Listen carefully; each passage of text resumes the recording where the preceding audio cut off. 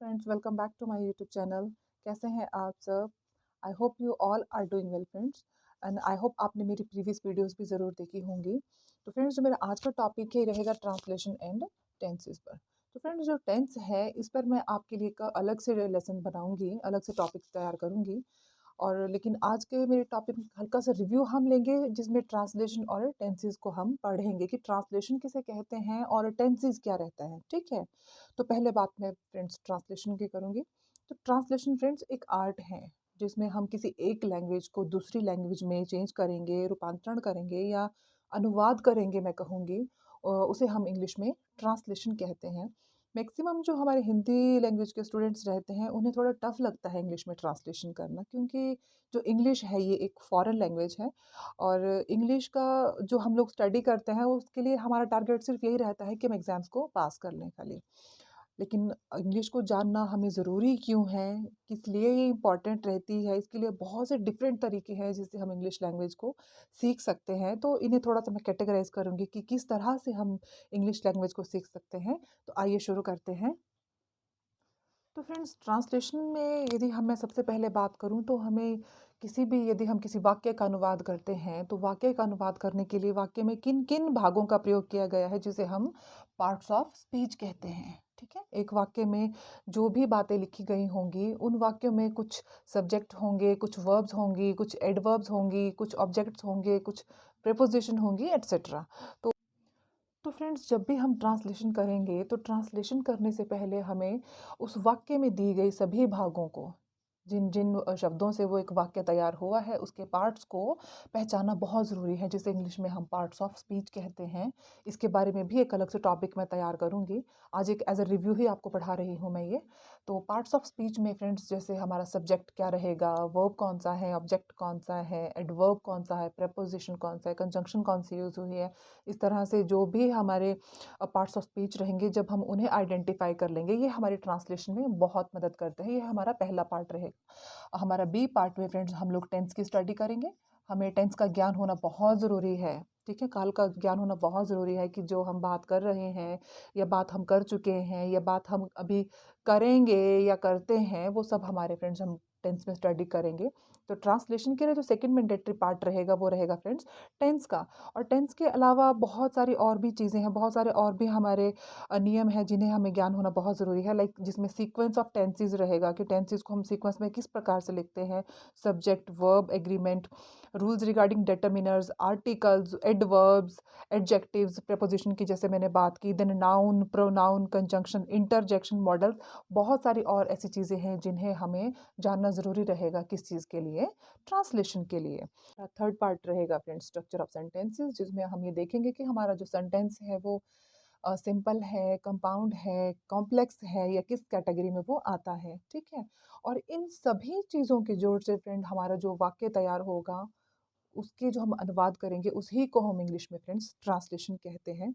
तो आपको अब तक समझ आ ही गया होगा आई होप के parts of speech, tenses, structure of sentences, verb agreement, कि जब भी सेंटेंस में पार्ट्स ऑफ स्पीच रहते हैं, चाहे वो सब्जेक्ट हों, वर्ब हों, ऑब्जेक्ट हों, उन्हें आइडेंटिफाई कैसे किया जाए, उनकी पहचान कैसे की जाए।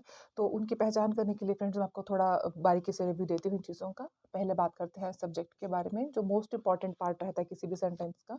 तो सब्जेक्ट को फ्रेंड्स हिंदी में हम कर्ता कहेंगे, जिसके द्वारा कोई काम होता है। इसकी पहचान करने के लिए कर्ता वह व्यक्ति या वह वस्तु है जिसके द्वारा कोई काम जुड़ा हुआ है या जिसके द्वारा कोई काम हो रहा है।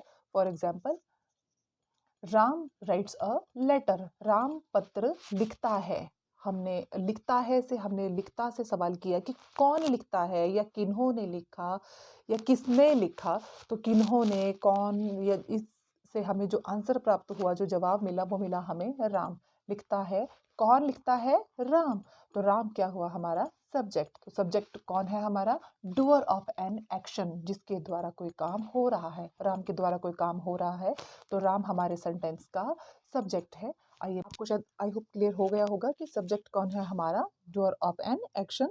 तो it can be I, it can be you, it can be Ram, it can be anything like copy, like pencil.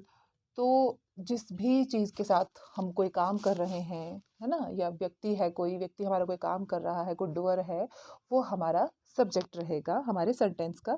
और इट कैन बी नाउन और it can B pronoun. It can B he, it can B she, it can B Naina. Clear? कोई नाम भी हो सकता है ये, कोई प्रोनाउन भी हो सकता है ये, इसलिए इसमें आप कंफ्यूज ना होइएगा। नेक्स्ट करते हैं। सेकंड हमारा है वर्ब, जिसे हम हिंदी में क्रिया कहेंगे।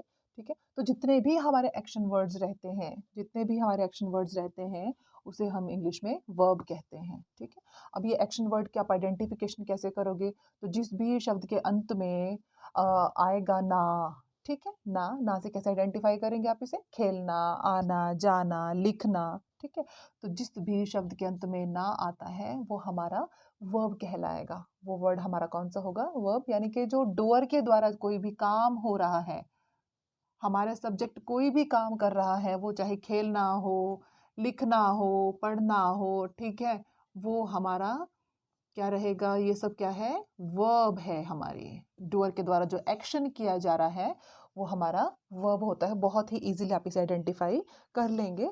तो आइए एग्जांपल्स लेते हैं। जैसे मान लीजिए हम लिखेंगे, मैंने आपको पिछले सेंटेंस में भी बताया था, वही एग्जांपल ले रही हूँ फिर से। राम लिखता है। राम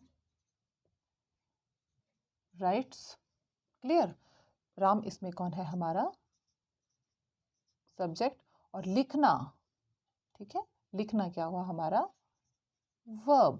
क्योंकि राम क्या काम कर रहा है? राम के द्वारा कौन सी क्रिया की जा रही है? लिखने की क्रिया की जा रही है। तो ये हमारी फ्रेंड्स वर्ब है। इसी तरह से ईट, प्ले, रीड, राइट, स्लीप, ये सब हमारी क्रियाएं हैं फ्रेंड्स। और ये सब हमारी वर्ब की फर्स्ट फॉर्म में है। इनकी वर्ब्स की जो बाकी फॉर्म्स रहती हैं, सेकंड, थर्ड या फोर्थ या फिफ्थ, इन सबको हम फ्रेंड्स आगे आने वाली वीडियोस में करेंगे। ईट का जैसे ईट, एट है, इटन है, ईटिंग है, एट्स है, ये सब चीज़ें फ्रेंड्स हम वर्ब के टॉपिक में करेंगे। फिलहाल आपको मैंने ये आपको सिर्फ मेरा टारगेट आपको क्लियर, बाकी चीज़ें सब फ्रेंड्स जो भी हमारे वर्ब्स की फॉर्म्स रहेंगी उन्हें मैं किसी अलग टॉपिक में आपको करवाऊंगी। अभी आपको सिर्फ मेरा टारगेट है आपको ये चीज़ बताना कि वर्ब को आइडेंटिफाई कैसे आप करेंगे, सब्जेक्ट को कैसे करेंगे या ऑब्जेक्ट को कैसे करेंगे। तो आइए, आई होप आपको ये क्लियर हो गया होगा। नेक्स्ट टॉपिक लेते हैं, ऑब्जेक्ट। आइए लास्ट टॉपिक की बात करते हैं आज का। ये है हमारा ऑब्जेक्ट। ऑब्जेक्ट को फ्रेंड्स हिंदी में हम विषय वस्तु कहते हैं। तो ऑब्जेक्ट कौन है हमारे सेंटेंस का? Receiver on off an action, यानी कि जिस भी व्यक्ति या वस्तु पर कोई एक्शन हो रहा है वो है हमारा ऑब्जेक्ट हमारे सेंटेंस का। यानी कि receiver of an action. Action कौन है? हमारा क्रिया, वर्ब। वर्ब का डायरेक्ट प्रभाव किस पर पड़ रहा है? हमारे ऑब्जेक्ट पर। इसलिए हमें इसे पहचाना ज़्यादा मुश्किल नहीं होगा। ठीक है, अभी एग्जांपल लेते हैं। राम फुटबॉल खेलता है। Ram plays football. ठीक है, अभी हमारा इसमें आपको मैंने बताया, अभी पिछले जो पीछे आपको टॉपिक मैंने करवाया उसमें हमने सब्जेक्ट कैसे फाइंड किया, हमने अपना वर्ब कैसे फाइंड किया। तो हम वर्ब से सवाल करेंगे कि क्या खेलता है, क्या खेलता है। तो जो हमें क्या से आंसर प्राप्त हुआ फ्रेंड्स, वो है हमारा ऑब्जेक्ट, जिस पर हमारा एक्शन हो रहा है। तो हमारा एक्शन किस पर हो रहा है? फुटबॉल पर। तो फुटबॉल फ्रेंड्स हमारे सेंटेंस का ऑब्जेक्ट रहेगा। ठीक है, और जब हमने इसी से वर्ब से हमने सवाल किया कि कौन खेलता है, मगर कौन खेलता है, तो हमें जवाब कौन मिला? राम। राम क्या है? हमारा सब्जेक्ट। आई होप आपको आज का टॉपिक फ्रेंड्स पसंद आया होगा। मैंने कोशिश की है मतलब काफ़ी बेसिक लेवल से आपको करवाने की। काफ़ी इजी सेंटेंसेस मैंने यहाँ पर उठाए थे ताकि आपको क्लियर हो जाए अच्छी तरह से कि सब्जेक्ट, ऑब्जेक्ट और वर्ब हम कैसे फाइंड करेंगे। तो एक क्विक रिकैप ले लेते हैं अपने इस वीडियो का आज की का। फ्रेंड्स आज के टॉपिक में मैंने आपको ट्रांसलेशन के बारे में बताया कि ट्रांसलेशन जब हम करेंगे किसी भी सेंटेंस की, तो उसके लिए हमें कौन कौन सी चीज़ों को पहचानना ज़रूरी है। और इसी के लिए आज मैंने जो आपको करवाया है वो है सब्जेक्ट, वर्ब और ऑब्जेक्ट। तो सब्जेक्ट कौन होता है फ्रेंड्स? हमारा डूअर ऑफ एन एक्शन, जो किसी काम को करता है किसी वाक्य में। वर्ब कौन है फ्रेंड्स हमारी? All action words are verb. जिन भी वर्ड्स से हमें किसी एक्शन के, किसी काम के होने का पता चले उसे वर्ब कहते हैं। और ऑब्जेक्ट को कैसे फाइंड करेंगे? Receiver of an action. ये एक्शन किस पर हुआ, ठीक है? जिस भी व्यक्ति या वस्तु पर कोई एक्शन हो रहा है वो हमारे सेंटेंस का फ्रेंड्स ऑब्जेक्ट रहता है। तो ये था फ्रेंड्स हमारा आज का टॉपिक। आप वीडियो को प्लीज़ स्किप बीच में बिल्कुल भी ना करें, आप वीडियो को पूरा एंड तक ज़रूर देखें और मेरी वीडियो को लाइक शेयर सब्सक्राइब ज़रूर करें। तब तक के लिए कीप वॉचिंग, मिलते हैं मेरी नेक्स्ट वीडियो में। Thank you.